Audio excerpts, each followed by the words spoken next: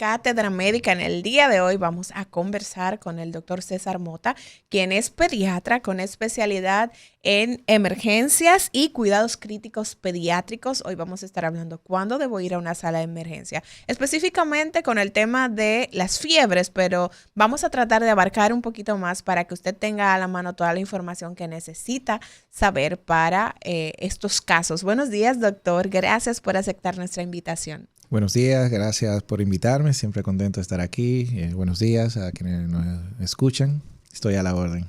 Para nosotros es un placer también poder tenerle en cabina. A la gente que nos escucha, recordarles que nuestras líneas de contacto están abiertas para poder escuchar cuáles son sus inquietudes con relación al tema del día de hoy. Cualquier tema de pediatría puede tener la confianza de plantearlo hoy para que reciba la orientación de nuestro especialista invitado. Las líneas de contacto 809-682-9850 y la línea internacional 833-380-0062. Doctor, fiebre es una situación que pone a las madres, a los padres de cabeza. O sea, realmente es preocupante cuando tenemos un niño con una fiebre constante que no quiere bajar, que no cede con la medicación, que no cede con los baños. Entonces, por eso la importancia del tema del día de hoy.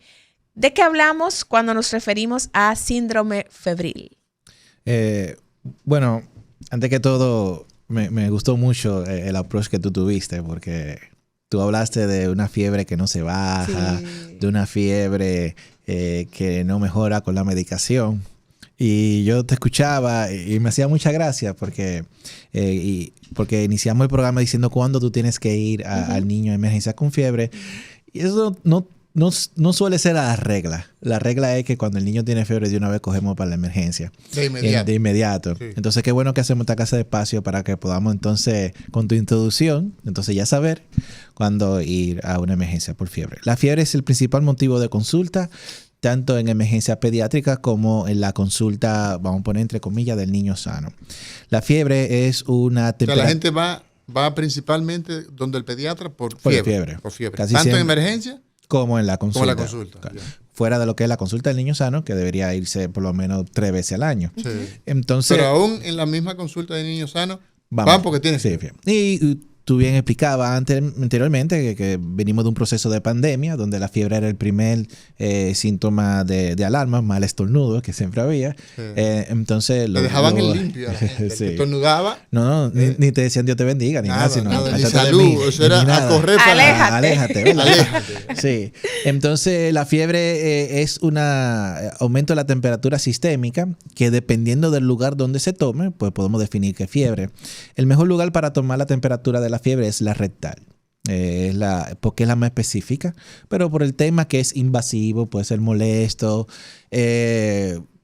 puede ser hasta cierto punto peligroso, dependiendo del dispositivo que utilice, ya sea mercurio o electrónico, pues casi siempre se toma axilar.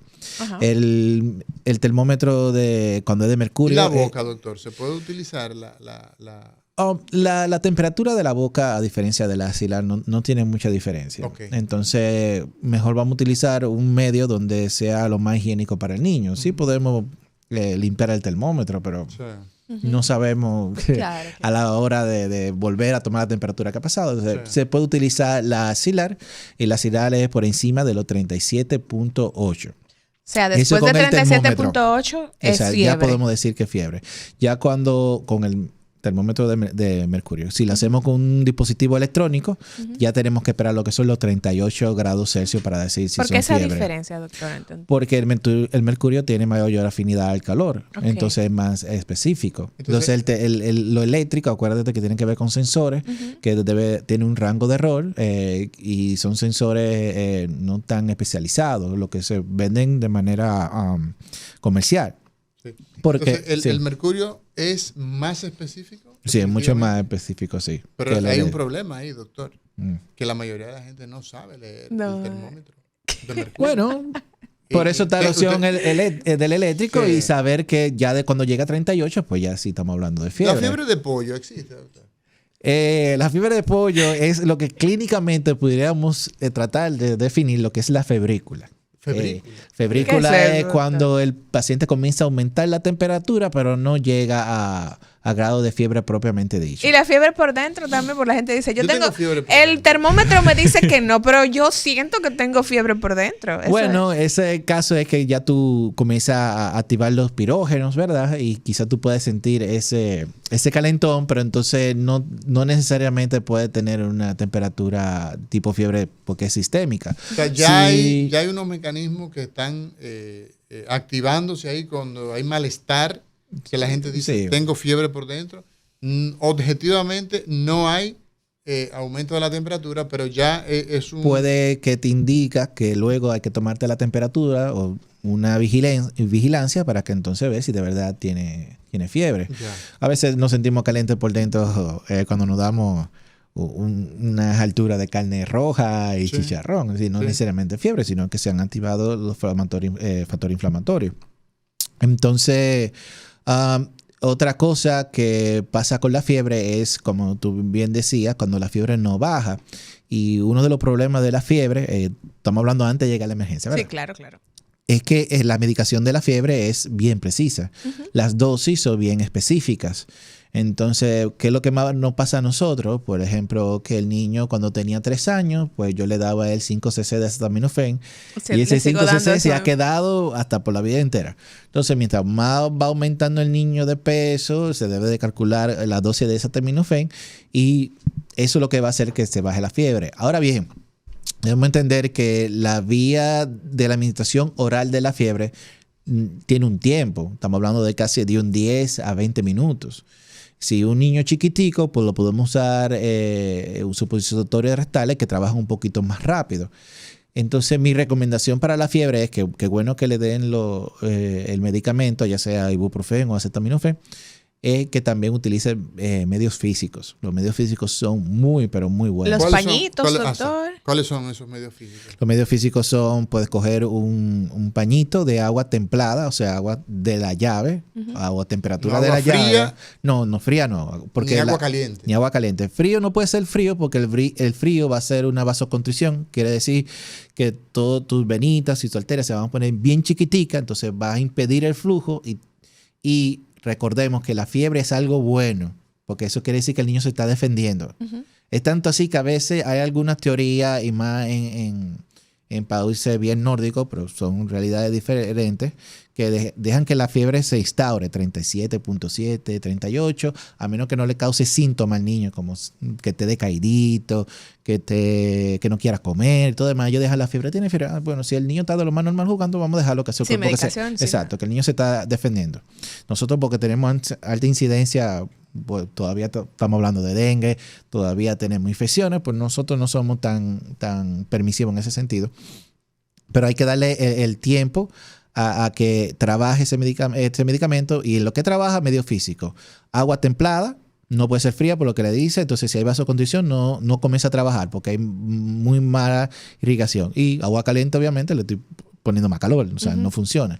Entonces se coge un pañito de agua templada, puede ser la del botellón, la que esté, y se va a colocar tanto en la frente como en el pechito.